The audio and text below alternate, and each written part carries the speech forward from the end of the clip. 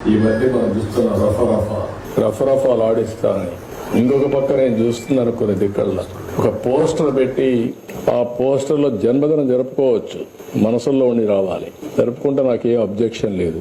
అదే సమయంలో ఫ్లెక్సీ దగ్గర నిషేధమైనటువంటి జంతు బలి చేసి ఆ జంతువును పైకి తీసి బ్లడ్ చల్లడం అంటే సమాజాన్ని భయభ్రాంతులు చేయాలనుకుంటున్నారు. ఆ రోజు కూడా మీరు పోలీసు వ్యవస్థ గుర్తుపెట్టుకోవాల్సింది, ఏదైతే వివేకానంద రెడ్డి గారిని చంపినప్పుడు బయట ప్రపంచాన్ని నమ్మించారు హార్ట్ అటాక్ అని, అందరూ నమ్మాం.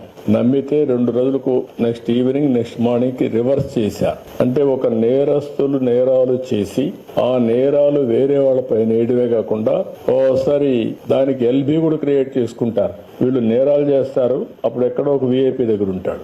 అంటే నేరం జరిగినప్పుడు వీటి మీద కేసు పెట్టనీయకుండా చేసే తప్పుడు పనులు ఇవన్నీ.